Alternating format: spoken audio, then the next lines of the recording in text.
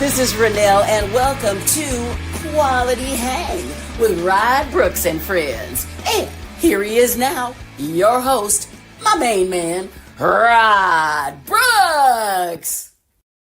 Thank you very much, Renelle. I am Rod Brooks, and welcome everyone to Quality Hang. And as always, I'm joined on this broadcasting adventure by my partner in crime, my friend, your friend, the co-host of Quality Hang. He is Marcus Osborne. What up, dog? What's happening, man? A good Wednesday update to you. Yes, sir. We are going to get you into the weekend. We have crested the hill. Tomorrow is Thursday, and that leads right into Friday, and that leads right into Labor Day weekend. So it is all to the good. We are always happy that on these Wednesday nights, we can sort of be the show that gets the weekend started. Before we get started, as always, we like to thank our presenting sponsor, the fine folks at Hop Monk Taverns, 3 locations to choose from: Sonoma, Sebastopol, and in Novato. Get your eat on, get your drink on with their fantastic food from their very diverse menu and their outstanding craft beer selection, and get your fun on too at Hop Monk at all 3 venues. It's a live music mecca. They get acts from around the country. Local acts have a place to play in all 3 Hop Monk venues, so Sonoma, Sebastopol, and in Novato. And it's not just live music. That's the main part of what they do at Hop Monk as far as entertainment is concerned. But it's a space for comedy. It's a space for open mic nights. It's a space for country line dancing, if that's what you're into. All sorts of stuff goes down at Hop Monk. So to see what they have coming up at all 3 venues, check them out online at hopmonk.com. Before, Marcus, we get into the show, I want to do a couple of things.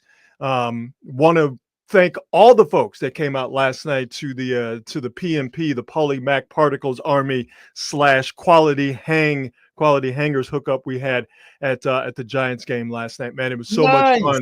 Finally get a chance to put a face to some of the people that have been nice enough to comment. Met Escobar, met Noemi, our man Don Peralta was there. So many people were there that are fans of both of the shows. There's a real big Paulie Mac Particles Quality Hang crossover we got going on here at the Bay Area Sports Collective. But it was so much fun, and everybody was asking about you, Marcus, and everyone says hi. And man, to have the love and support of those people that could make it last night was really uplifting. It was a lot of fun. So I just wanted to say to all the folks that get a chance to meet last night, as much fun as you had, I had as much fun. That was an absolute blast. That is, I mean, that really is one of the things I love about doing radio. Yeah, is that you can have those types of things and put faces to names and the callers that you have every day or the emails that people send. Yeah, and you do those one-off live events, and it's a basically it's a party. And that's the thing is. They 100%, and they make the show. The community makes the show. I mean, yeah, we're the ones that we get on and we do the talking and we stir the conversation, we engineer the debate. But the people who watch, the people who listen, the people who comment, the people who are active in the show, they're the ones who make the show. So and all the credit goes to Paul and Tony. They're the ones who put this together. They're the ones that really like to have these meet and greets, for lack of a better way of putting them. So definitely want to shout out Paul and Tony of Paulie Mac's Particles. But yeah, man, it was a blast last night to go to a baseball game and just hang out with a bunch of like-minded people. It was really cool. Love that. We got to get some. If there's pictures or video, we need to get some of that and put it up. Yeah, man, for sure. Instead of what we're going to talk about today. Yeah. Here's what we're not going to talk about today. Okay, we're not going to talk about 5th round draft picks who are 3rd on the quarterback depth chart for a bum ass franchise, and that quarterback happens to have a famous person's last name. We're just not going to talk about. Is that the official depth chart? That he's 3rd on the depth chart. Yeah. Fifth round quarterback, 3rd on the depth chart. Sun comes up in the east, goes down in the west. That's the natural order of things. It ain't worth talking about. We're not going to talk about the Barstool guy supposedly being banned from Ohio Stadium when Ohio State and Texas play on Saturday. Wait, I ain't giving that. Screw that dude. I ain't giving that dude the attention he wants. We ain't talking about it. We also ain't talking about Bill Belichick and his jump off. Okay. We're not going to do it. We're Wait, absolutely what? not going to do it. Hold the phone, Rod Brooks. Nope, not doing it. Hey, does Bill Belichick have a jump off that's not his 24-year-old girlfriend? That's the jump off I'm talking about, and we ain't talking about it. Okay. No. We are also not going to talk about the engagement of a celebrity couple.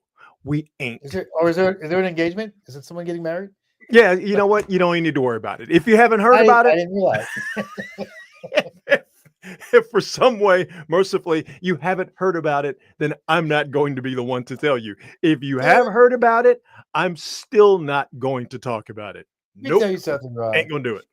I saw a legitimate CBS journalist almost pee her pants when she discovered this. She was on her phone scrolling, and she's discovered this, and she's like, "Oh my God, we got to get back on the air." Blah, blah, blah, blah. I just found out that she's getting married. And I'm like, wait a minute, you are like a legit journalist. This can't be what's exciting you right now. There's only one celebrity couple we stand for here at That's right. Quality Hang World Headquarters, and that is the power couple of Megan Thee Stallion and Klay Thompson. That's right. All right. Let me know when Klay wipes that up. Then we will go, oh my God, can you believe it? Other than that, I don't care.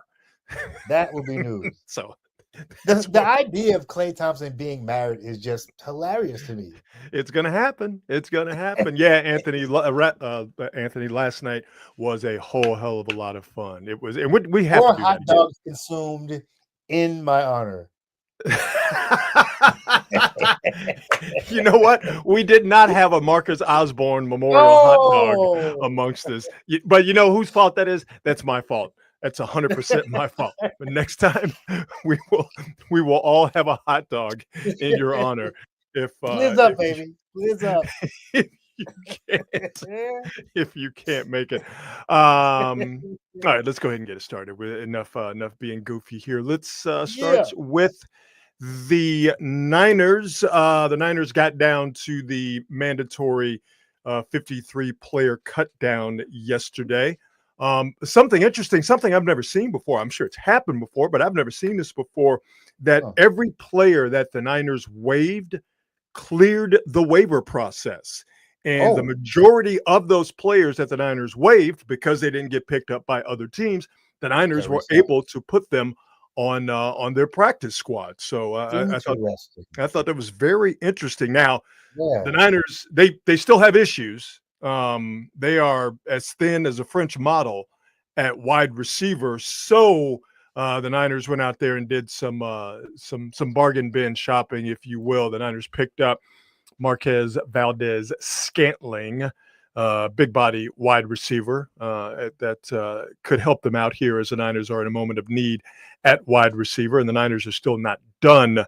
They have been linked, the Niners, to a possible reunion with Kendrick Bourne, who had some real good years for the Niners back before in the late 20 teens. But that, again, is not official. That is just talk that Kendrick Bourne could be back with the Niners. The Niners did, though, get some good injury news.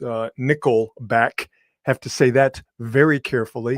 Nickel back, slot cornerback Upton Stout was able to practice today, and right guard Dominic Pooney got some really good news on him. I remember he sprained his PCL ligament in his knee a couple of weeks ago before the second preseason game against the Raiders. The Niners are saying that they expect actually Dominic Pooney to play in week 1. So that is very, very good news. Now, you may notice that I did not say that wide receiver Jauan Jennings was able to practice or is even on track to practice. John Lynch spoke today at a dual press conference with Kyle Shanahan. John Lynch today spoke on the Jauan Jennings situation.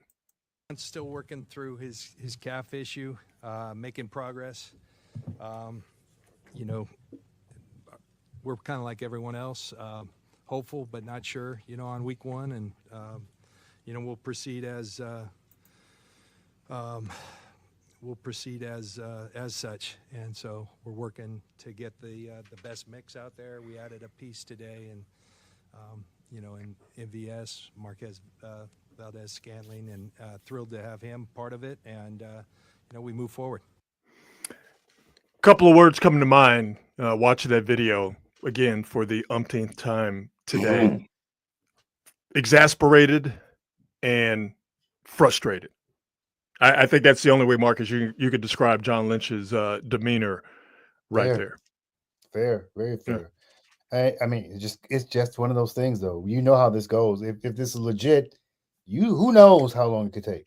And listen, John Lynch did say, in the interest of obviously, getting the story right, and in the interest of fairness to Jauan Jennings, John Lynch did say, and this is a direct quote, both things can be true. He, Jauan Jennings, wants a new contract, and he, Jauan Jennings, has a hurt calf. So none of this is to infer that John Lynch believes that Jauan Jennings is using a calf injury to mask his displeasure with not getting a new contract and not being traded. John Lynch also said in that press conference today that Jauan Jennings asked to be traded a while ago, and the Niners, he said the Niners, quote, moved on from that. That's a fancy way of saying they told him, "Nah, dog, we ain't trading you. Deal with it." So you can kick it. You can go ahead and just go and play the football.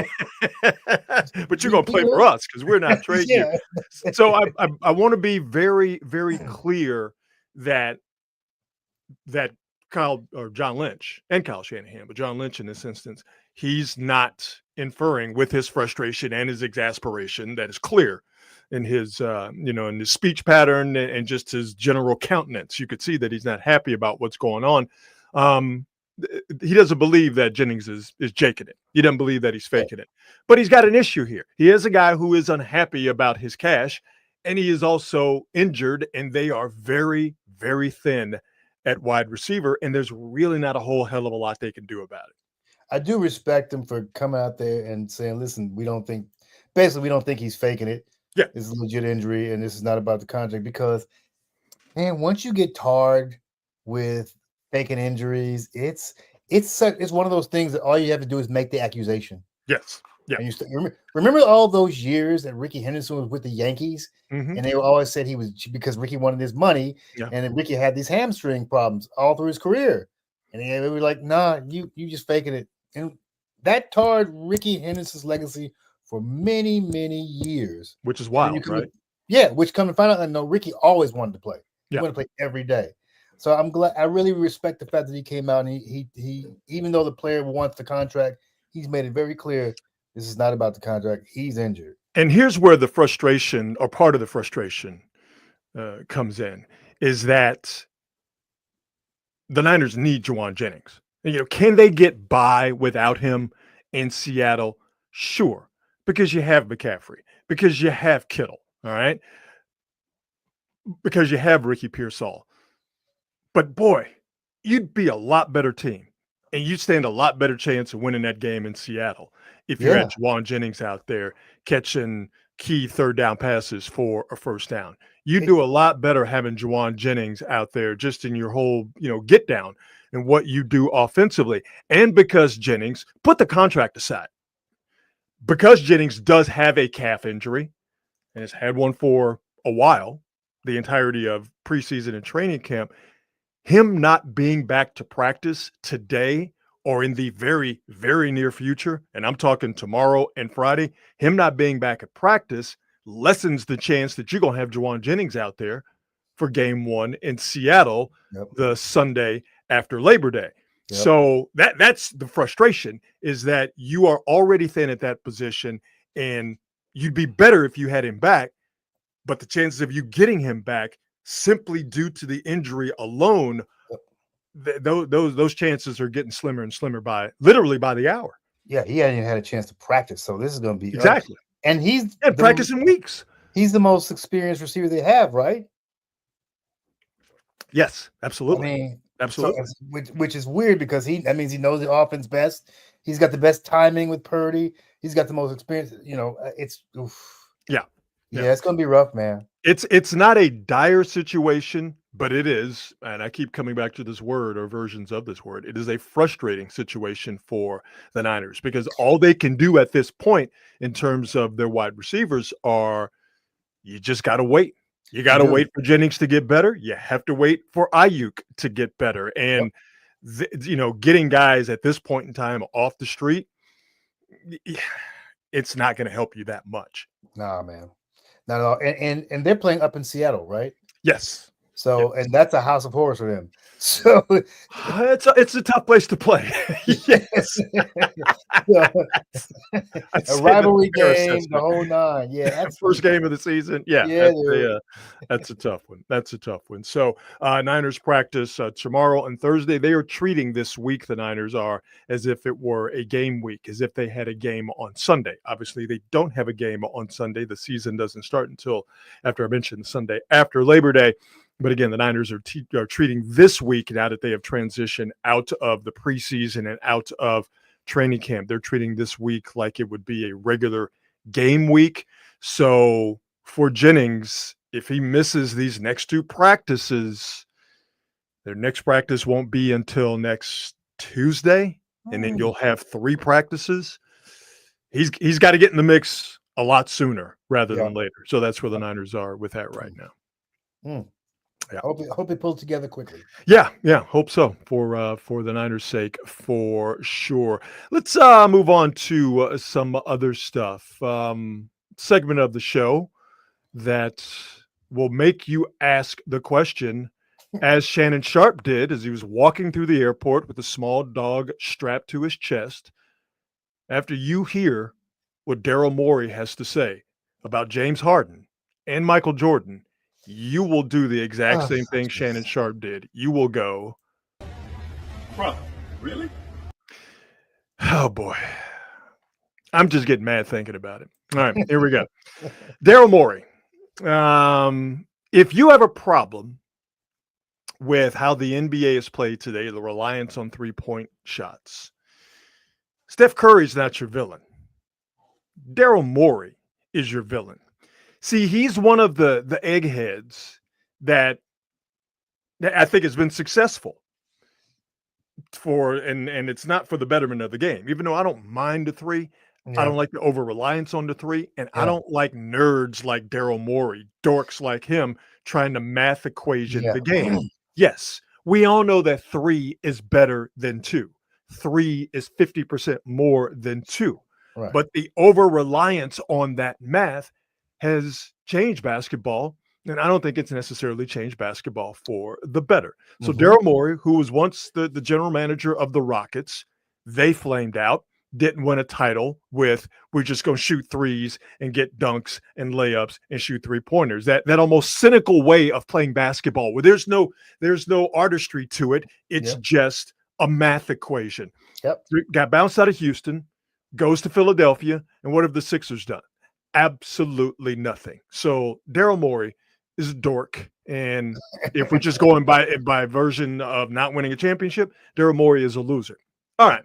So now that I've set that up and I've given you my opinion of Daryl Morey went on a podcast with a couple of like-minded dorks, and Daryl Morey, for some reason, is still waxing poetic about the greatness of James Harden.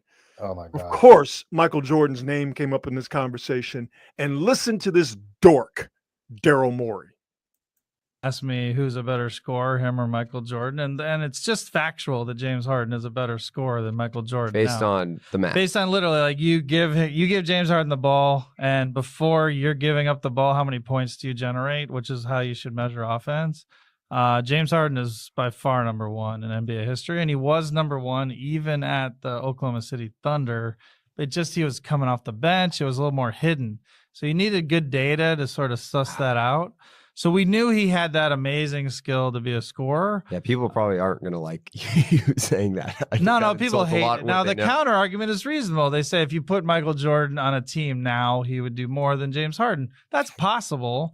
But if you're just saying like NBA history, how much, if you give this guy the ball, how much does his team score after you give him the ball before the other team gets the ball? It's James Harden. And I know that makes people mad, but it's literally a fact. So, oh, dude, this is awesome.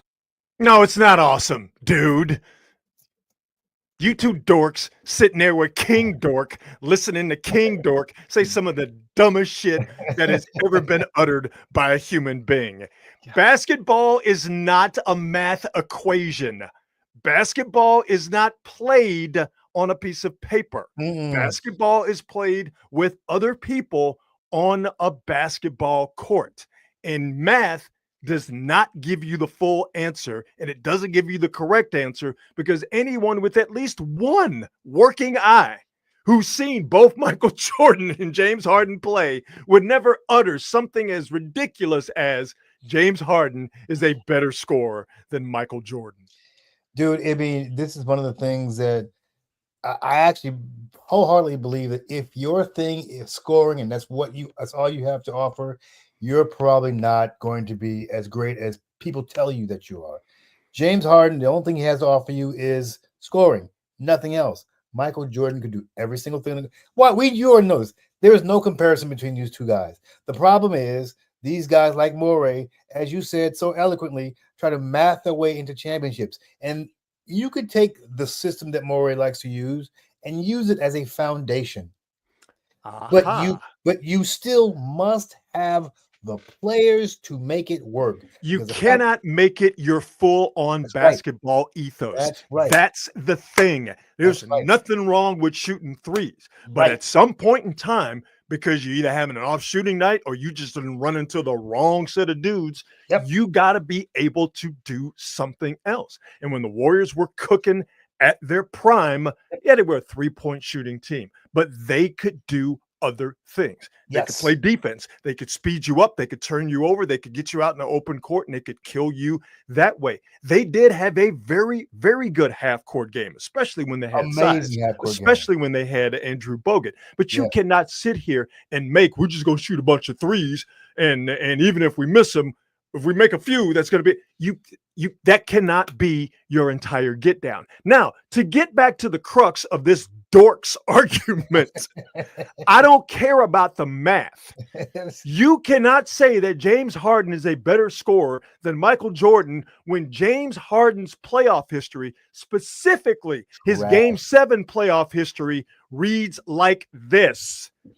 In Game 7s, Harden's three-point field goal percentage drops to 22.4%, the lowest among players with at least 25 attempts in such games. He, James Harden, also has the most missed three-pointers in Game 7 history. Shall I continue? Oh, I shall continue.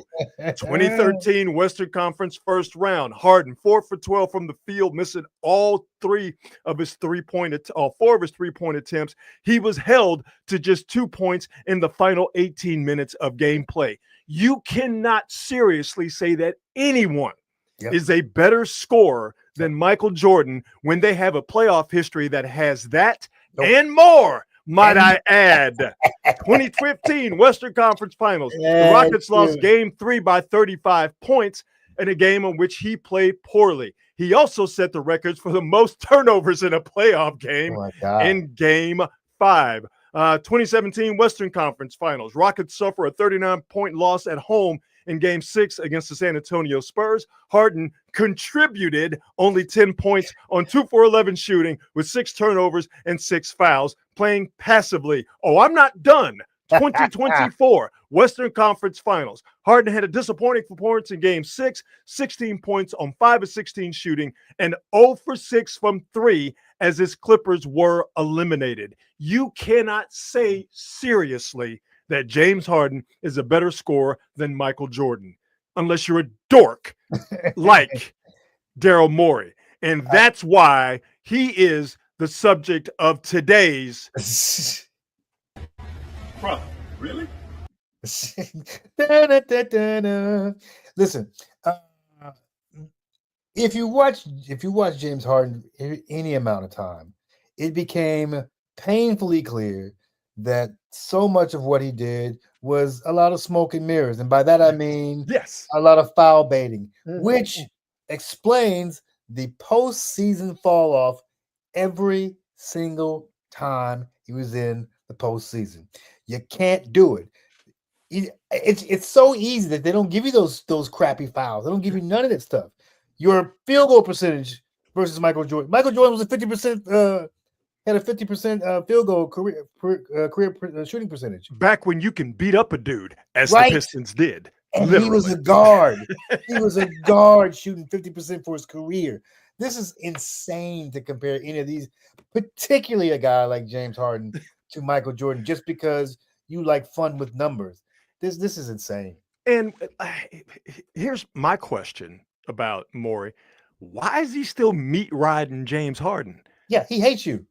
Like, it's over with, dog. He can't stand you. He hates Why you. are you still on this dude's jock? Is it because you need your basketball ideology? You need it validated? Listen, I saw that and I lost my mind again. I lost my mind earlier. I lost my mind just now. Come on. I love it. I love these types of conversations because they point out how important players are as opposed to just taking this analytic stuff. The Golden State Warriors are the perfect example of people looking at what they do, but not who they're doing, with whom they're doing it, right? And how they're doing it. Like, Exactly. really getting into the nuts and bolts of how they're going about their Yes, getting. they can play the way they played because they have Steph Curry and they had Klay Thompson, which makes the system that they use difficult to defend. But once Steph is off the floor, you don't have to defend that way anymore. And even though they use the same system. And when they were really kicking ass and taking names, especially in the 73 win season, obviously didn't end in the championship, but that still doesn't take away how great and how it just on point that season was, is that when the Warriors were at their best, they could play any style of basketball game. You really say that about all of the great teams. Yep. Is that they can play any style of game that breaks out. You want to rip and run, you want to shoot, we can do that. Do we have to get into a grinded out half court playoff game? We can do that. Do we have to get defensive? Can we match up with teams? Can we dictate the matchup from the matchup that is advantageous to us from the opposition? Can we do that? When the Warriors were cooking, that's where they were good at. You think about those Rockets teams with James Harden on it. They did not have that ability. And when things went bad for them 3-point shooting wise, and like as a Rockets fan, even though I was a lapsed Rockets fan during that time, because I just did not like the whole get down.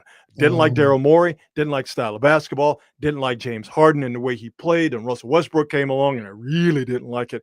So I was a fan, but I wasn't a fan. I get you. I was more aesthetically pleased by what other teams, particularly the Warriors, were doing. But to watch the Rockets in that one game, well, what did they miss? What was it? 27 threes in a row? In a row, bro. That was the low point. Because it's and again, that's the nihilistic nature of that we're just going to shoot threes, and even if we miss them, if we just keep volume shooting, eventually they'll go in. Don't work like that. You're going to have a game where they don't go in. And when they don't go in, what do you do? What is your counter? Where else do you go? And for them in a playoff game, for God's sake, not a regular season game, a playoff game, for them to just ridiculously keep chucking up those threes and not have a counter was, like I said, to me, that was the low point of the whole Daryl Morey Rockets experience. And I'm glad that he's gone because I can be a fan again. And now he's Philadelphia's problem. And Philadelphia's got problems. Yeah. Listen, the Boston Celtics won a championship playing that way. But you know why they won? They had the players. And they could play defense. And they had size. Yeah. Houston didn't have that. And it's actually kind of a shame that they didn't figure out another way to attack teams. But see, I don't even look at it as a shame. It's that they didn't figure it out. They didn't want to. Guys like Daryl Morey. Yep. Guys like Daryl Morey and they're all over sports. There's way too many damn of them in baseball. Yep. All right, which is why baseball is in the spot that it's in. They're trying to weasel their way into football, but because football is so militaristically regimented, Yeah. and it is a game where size and athleticism is always going to be the tip of the spear, that it doesn't lend itself to be fully analytically based. And I think also because football does kind of have that meathead warrior culture, the dorks like Maury, the Maury type dorks who try to come in, they get shoved in the locker, so to speak. You know what I mean? It's just like, Dan Campbell ain't gonna put up with no shit like that. Mike Vrabel ain't gonna put up with no, Kyle Shanahan's ain't gonna put up with any stuff like that. But you have so many of these Harvard MBA types who are getting into sports, who are just they're almost trying to venture capital it. Where they're just, how can we do it the most efficiently? And how can there just be, it's an either or outcome? How can we make it a zero sum game? And how can we squeeze all of the artistry out and streamline it as much as possible and make as much money as possible? Sports is always going to be about making money. But playing the games, football, baseball, basketball, the ones I know, I don't really know how it's going in hockey, but football, baseball, basketball, you can't play it on a spreadsheet. It's played by human beings with brains, with hearts, with personalities, and you have to have that be a big part of how you go to put together a team or what style of play you're going to engage in as a team. That is true across the board, and dorks like Maury ain't ever going to change that. Yeah, man. One of the things that makes football so great and almost impervious to the analytical shit is the fact that you can't fake it. Nope. Like the numbers aren't empty calories. Nope. If you have 100 yards rushing in the game, 100-yard rusher, you're probably going to do well in that game. Yes, sir. That's never changing. Yes, sir. If you throw for 350, 400 yards, got a good chance of winning. If you got yourself a couple of 1,000-yard receivers, got yourself a good chance. If you can sack the quarterback, like there are things in football that have never ever changed. It's impossible to not win when you have those things rolling for you. Now the thing with football though, and how they go about changing things, and maybe not for the better, because I do understand the argument, even though I stylistically like this brand of football right now. How does football change it? Not with analytics, not with the reliance on numbers, although, there are advanced stats and stuff out there that I do think are good for the game. Some of them I think are kind of but football changes it with rules. Yes. That's how they've done it, right? Can't touch the quarterback. What was once the middle of the field, what was once the area of bloodthirsty killers, now going across the middle, that's a safe space. And slot receivers going across the middle are a protected species. And now, because they are protected species and they have been for so long, the game has exploded in terms of what you're able to do from a passing offense wise. And again, we can have a conversation about whether that's good for football, not good for football. I happen to be a fan of it, but it is the absolute truth that the NFL is figured out. Well, we'll just do it with rule changes, whether you like it or not. That's just how they're getting down right now. Bro, you know what? We're talking about football. I had to mention that what Jerry Rice did in his career it's so mind-blowing contextually now when you look back on what, because I say this because I had to actually watch the Jerry Rice biography last night. Mm-hmm. And the numbers that dude put up, 22,000 yards, even in the pass-happy league like now, nobody's getting that. No. 197. Nobody's going 197 touchdowns. Nobody's Are you getting kidding me? Nobody's getting Are you that. kidding me? That's why, to me, he's the greatest football player of all time. I do not even dispute that. If you tell me Jerry Rice is the greatest football player of all time, I'm like, yeah, okay, that tracks. Like the things that dude did, again, this is where numbers tell the entire story with Jerry Rice. Right. The entire story. Who do you think was the second best receiver of all time? Oh, look at his numbers. Yeah. A lot of people say Randy Moss. A lot of people say Randy Moss is better than Jerry. All right, well, let's look at the numbers. They tell you the entire story. Mm-mm. Entire story. He didn't was have better Jerry's. for longer, and he had a higher There- peak. Thank you. I was just about to say he didn't have Jerry's longevity. Mm-mm. He also didn't have Jerry's want to. See, Wasn't tough like Jerry. the great ones, Jordan, Magic, Jerry, Joe, Tom Brady. Who am I missing in baseball? I was gonna say Lawrence Taylor. Oh, yeah, Lawrence Taylor. Well, he had want to and also cocaine going through his system. You put together a ravenous desire and cocaine, you get Lawrence Taylor. That's that's the combination right there. But those guys that I mentioned and some Ronnie Lott. Ronnie Lott, perfect example. Oh, These guys had incredible talent and incredible want to. They wanted to be better than anybody else that was out there in the field with them, and they wanted to be better than the vast majority of the people who played their sport. The coolest moment for me in my entire broadcasting journalism career is when I asked Jerry Rice, because I've said this a million times, the reason I got into sports broadcasting and journalism is because as a kid, I always wondered, what are these guys thinking? Like, you could see physically that they were bigger, stronger, but what made you want to become a professional athlete? And that has always driven me, was the why. And to be able to ask Jerry Rice the why of, how did you decide to play until you were 40? This is when he was with the Raiders. It's before he had 1,000-yard receiving season, and he went to the Pro Bowl at 40 years old. Okay, crazy. Wearing the struggle braids. You remember that? You remember that version of Jerry Rice? The braids went all the way back, but the hairline was being pulled. He had the Stevie Wonder braids when they started in the middle of his forehead. but I asked Jerry Rice, it was like, when did you decide, or how did you decide? I forget how I phrased the question, that you were going to play into your 40s. And he said, I decided I was going to play into my 40s when I was 23 years old.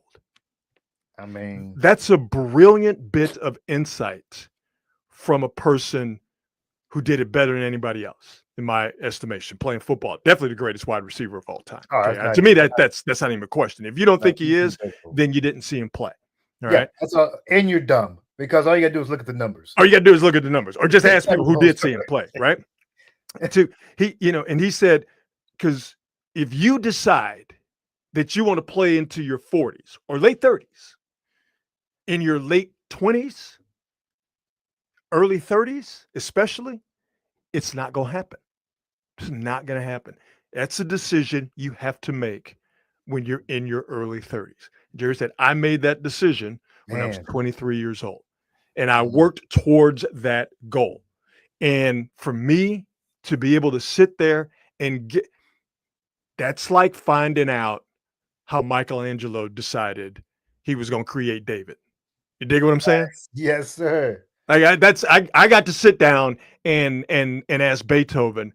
So, man, when you composing, what's your thought process? I got a chance to ask Jerry Rice his thought process on longevity in his career, and he gave me that answer. And that's the type of stuff, guys. You turn 23, you're thinking about 40. You turn 23, you're not even thinking about 25, let alone 40. To get that bit of insight from him was like, it's the coolest moment of my career, flat out. Dude, this is a man who played 20 years, and he ended with a career average yards per catch of about 15 yards a catch. When everybody knew he was going to get the ball, okay, played on some great teams, played a great offense, but everybody knew that Jerry was going to get the ball, and that was back in the day when you could engage in hand-to-hand combat with the receiver as soon as the ball was snapped. It's crazy, dude. You could do it all the way to the end zone if you wanted to.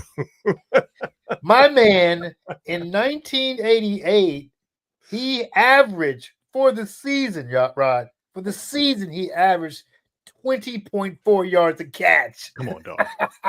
Come on, man. And he's not the greatest receiver of all time. Get out of here. Come on. If you think that Jerry Rice is not the greatest receiver of all time, I say to you. Bro, really? So there you go. We started talking about dork Daryl Morey, and we ended talking about Jerry Rice. I think that conversation sparked by Daryl Morey being a meat riding dork for James Harden. I think that conversation ended very, very well. Let's do some on this date, shall we? On this day, this is a good one. Some stuff on here that really speaks to your boy on this date, and we will go in somewhat chronological order. Let me find my stuff here. On this date, you mentioned him earlier, the great and dearly missed Ricky Henderson. Rick became baseball's all-time single-season record holder for steals, breaking Lou Rock's record of 118. Ricky stole second in the third inning to break the record on a pitch out. Okay? They knew Ricky was running. So but there's some of you watching right now going, what's a pitch out? Because you never see him in Major League Baseball anymore. Before nerds ruined baseball, the stolen base was a really, really, really big deal. Yep.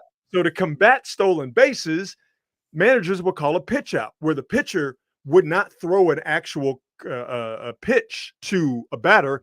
He would throw it outside of the zone to where the catcher could get it, almost in a standing position, to then throw out a dangerous base runner like Ricky Henderson. If you want more explanation as to what a pitch out is, ask your grandparents. Anyway, so they knew Ricky was running.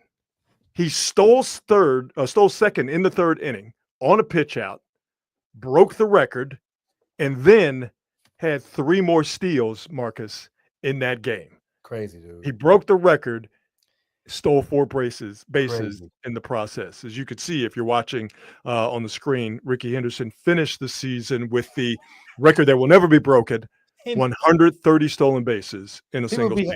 People should be happy to get 30. You know what? Let me look.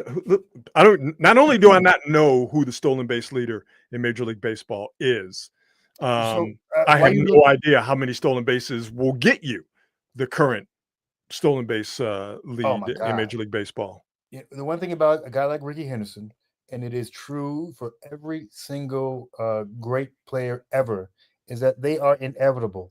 You can know it's coming, and you still can't stop it. Whether it's Jordan going for 30, Ricky stealing the base, Barry Bonds swinging at a pitch, whether it's Joe Montana with 2 minutes left. Some things you really can't. Steph Curry shooting 3, you just can't stop it, and you know it's coming. Nope, can't do anything about it. People crazy. Emmitt Smith running the ball, and they knew he was getting it. Well, and listen, as much as I hate the Cowboys, and I do, I have great respect for their players as individual football players. I hate the Cowboys as an idea. I hate the Cowboys as a team, as a collective, as a crew. Yeah, right. I'm about to go all hit them up on the Cowboys, but their individual players, it's silly to hate them. I will say this about Emmitt Smith, great running back, and you know what I'm gonna say.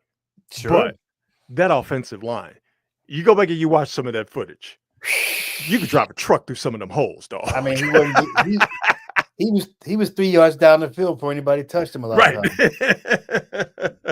You're crazy. By the way, Jose Caballero of the Tampa Bay Rays leads.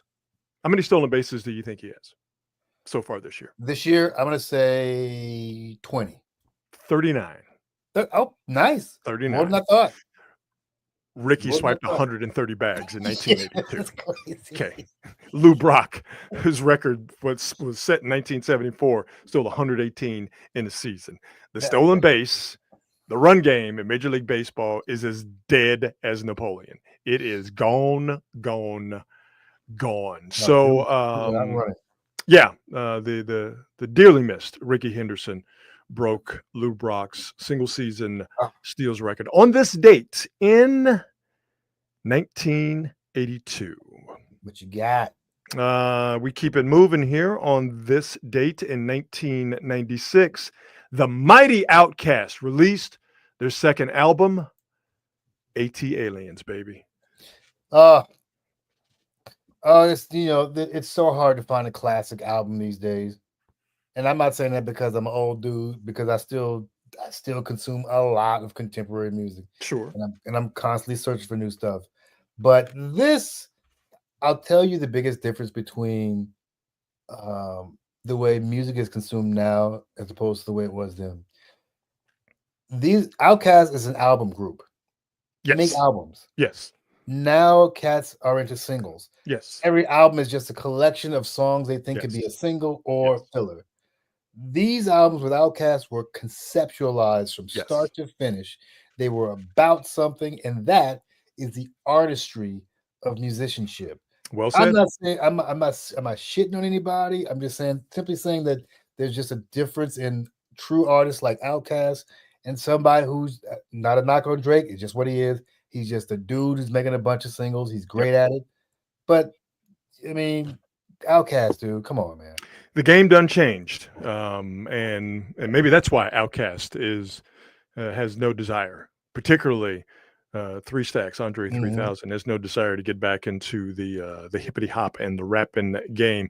This is Outkast's second album after Southern Playalistic Cadillac Classic. Music, and as much as I enjoyed that album, this is the one for me where I was like, "Oh, these cats are serious." This is the one that spoke to me. Obviously, Elevators is an all-time classic, but Two Dope Boys, Wheels of Steel, AT Aliens, Jazzy Bell, all over the woods on this album. I mean, AT Aliens to come as strong as they did after their first album, to me, cemented Outkast as one of those groups. And they were artists. They were artists, They were 100%. artists. And as much as I love Public Enemy, and as much as I love A Tribe Called Quest, greatest group of all time in hip hop is Outkast. That's your group, Outkast? And it started with this one. It started when they dropped AT Aliens on this date in 1996. Listen, when you hear I remember because everybody had been waiting for Outkast to drop their next album. Because it took a couple of years. Yeah, it took a minute. And then this is so completely different from the first album. Completely. It like sonically is just what? When I heard Elevator, like, wait a minute, what? Still to this day, man. What? When it comes on in the year 2025 of our Lord, it still hits the same way it did in 1996. Still sounds fresh. Still sounds brand fresh. new. Yes, sir. Me Yes, sir. and you. Your mama and your cousin too. Hootie hoo. There you go. There you go, Anthony. Danny G knows what's up. That's what if it you is. like shrimp and grits and all that pimp shit, everybody let me hear let you me say, hear "Oh yeah." Yeah, man. Speaking of the way it used to be and how it was better, you know what else came out on this date in 1996? When you could go to the record store and you could spend your little check, you could spend your little change on buying multiple albums from multiple artists crossing multiple genres. Pearl Jam dropped No Code on this date in 1996. So was this your favorite Pearl Jam? So this is one of Pearl Jam's most, I think, misunderstood albums, even by Pearl Jam fans. It is without a doubt one of my favorite Pearl Jam albums. It is. For me, it's Yield, and then it's No Code, and the Avocado album, the self-titled Pearl Jam album. Actually makes sense. Coming from that that actually makes sense that this would be you. No, I love No Code. Hail Hail is one of my favorite Pearl Jam songs. In My Tree is on this album. Habit is on this album. Off He Goes. I'm not a particularly big fan of Pearl Jam's softer, slower stuff. I can appreciate it. It just doesn't speak to me like some of the other stuff that they do. But Off He Goes is it's a beautiful song. It really is. This album contains No Code, contains multitudes. And like I said, I think that's why it's Pearl Jam's most misunderstood album. I mean, listen, that voice is probably for me their greatest currency. Yeah. Because Yeah. Eddie's his voice is amazing, dude. Yeah. His voice is amazing. Well, I'm glad you mentioned that, because also on this date in 1991, Pearl Jam released their debut. They released 10. What? Yeah, on the same day. Years apart, obviously. I feel so 1991 old. for 10, 1996 for No Code, but the debut 10 came out on this date. So you mentioned Eddie Vedder's voice. The first time you heard it, what'd you think? I was like, who the fuck is this? Who is this guy? And then there were a string of wannabe Eddie Vedders. Yeah, yeah, For yeah. years. It's like I know what you're trying to do, Creed. Yes. But you know what, though? I'm not going to sit here and say that there wasn't a time where, some Creed comes on, and even if My Own Prison comes on, I'm listening to it. Do I know that there's a bad Eddie Vedder impression going on from Scott Stapp? Absolutely. But I'm not going to sit here and say that I haven't turned it up to some Creed. But yeah, on this date, Pearl Jam released their debut 10. Right. It's one of the greatest debuts of all time, and the whole album, I'm a fan. I'm a huge Pearl Jam fan, but it is all killer, no filler. There is not a bad song I on 10. Can't dispute that at all. Let me share with you this story. Yeah.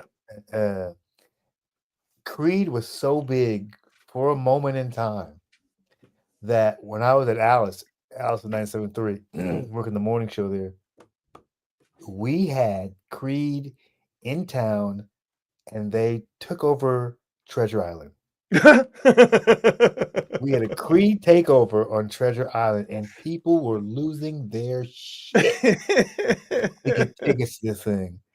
It was a simpler time, we were easily entertained, you know what I mean? And that's so wild, man. in the time before 9/11 and all sorts of stuff, you could have a band like Creed take over a swath of a large metropolitan city, and they did a halftime show. They did, I want to say it was the Cowboys Thanksgiving Day game. Yeah, Creed did a halftime show. Really? I don't remember that. Yeah. Of course, Scott Stapp turns out to be a complete lunatic. Oh, of course. Holy crap. Of course. But you don't get Creed if you don't have 10 by Pearl Jam, which came out on this date in 1991. Let's say we're going to go a little bit out of order because I wanted to say not the best for last, but on this date in 1990, we lost the great Stevie Ray Vaughan. Oh, man. In a helicopter crash, leaving a show in Wisconsin. Stevie Ray was 35 years old. Tragic. Oh, man. To this day, it's just, when I was reminded today that this is the anniversary. Yeah, I remember when I was told that he died.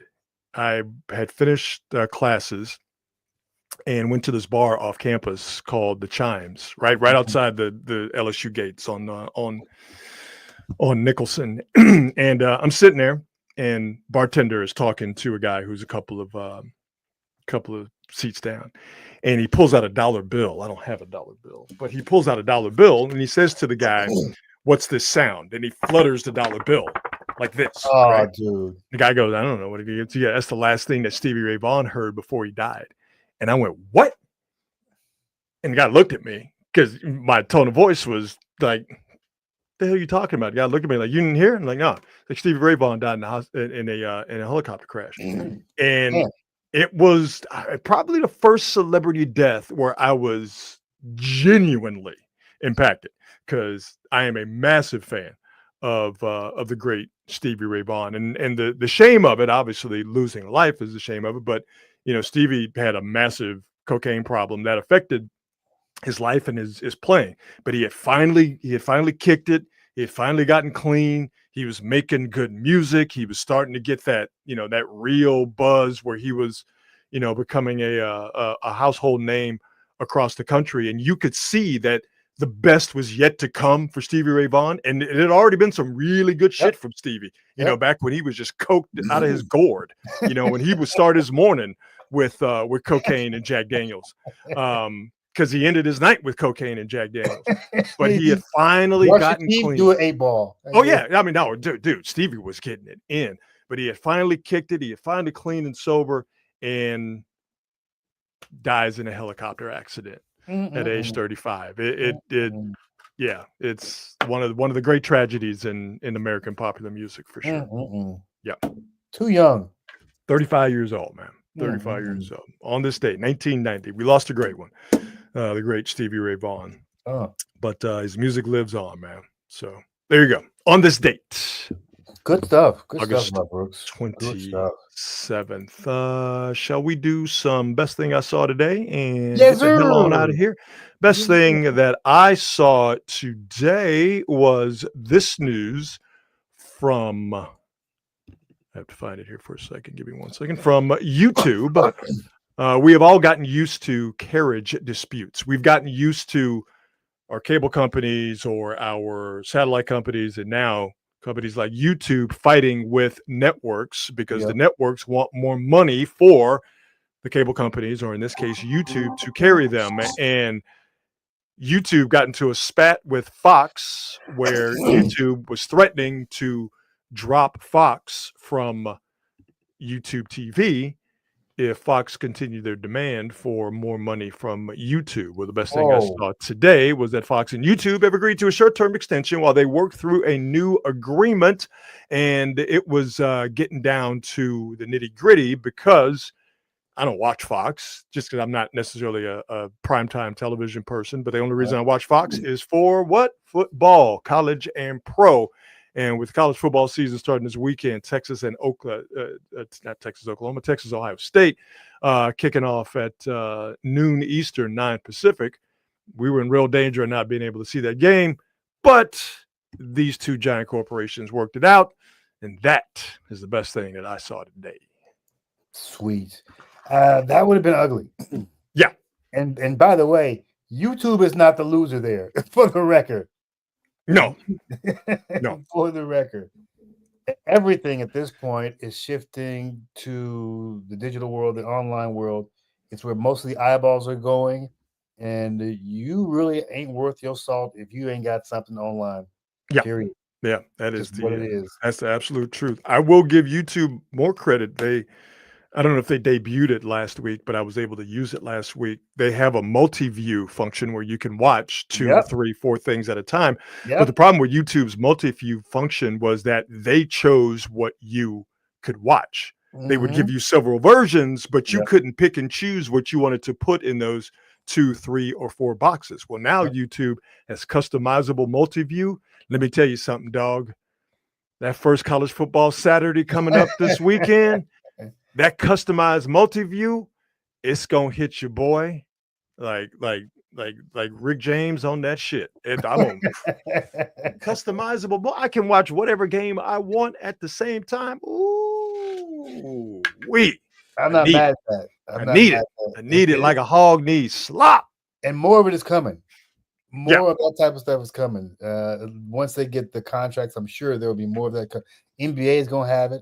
Well, the NBA already does have it if you have League Pass. And the NFL has it too. Yeah, NFL definitely has it. With, and of course, League they have Pass, it or not League Pass. What is it called? Sunday Ticket. You can pick which 4 games you want. Yeah. And of course, the tournament. The college basketball tournament is great on multi-view. Mm-hmm. You don't have to sit to a bunch of shitty basketball. You can just watch. You can just watch all the shitty basketball at one time.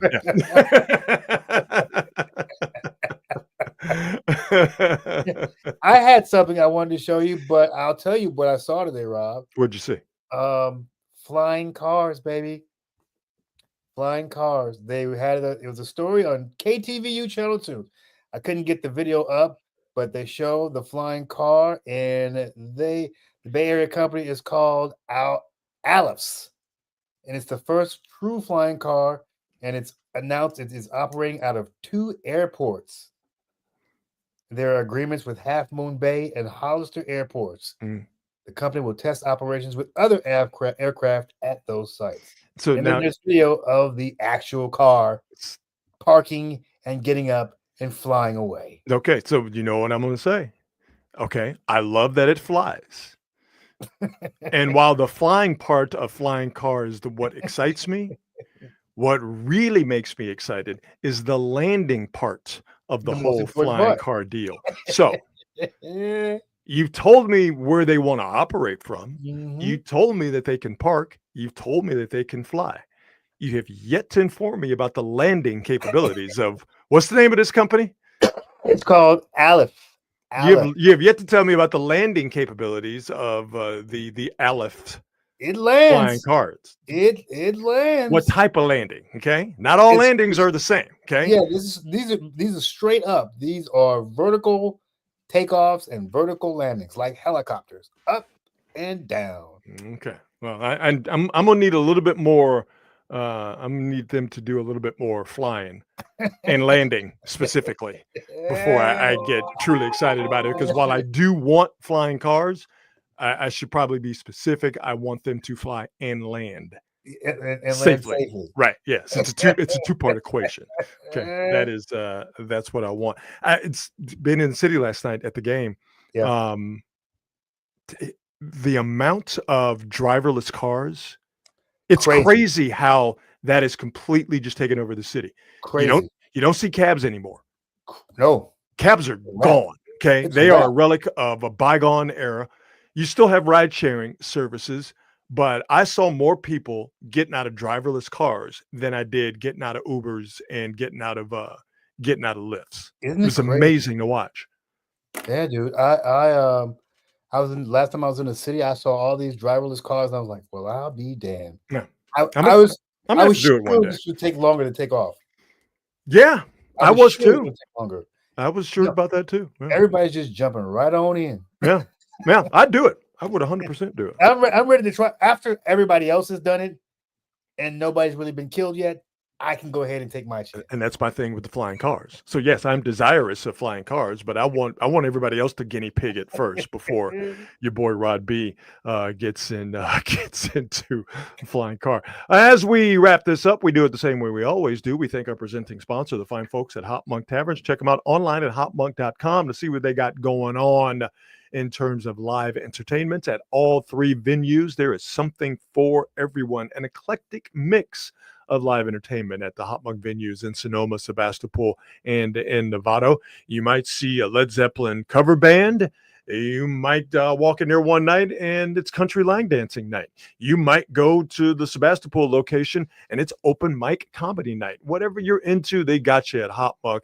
And also whatever you're into food and beverage wise, they got you at Hop Monk as well. Great food from a diverse menu and a craft beer selection that is to die for. So check them out online at hopmonk.com to see what they have coming up as far as shows are concerned. And again, to all the wonderful people that we met last night, our old friends we got acquainted with once again at the PMP Quality Hang meetup at Oracle Park. You guys are the absolute best.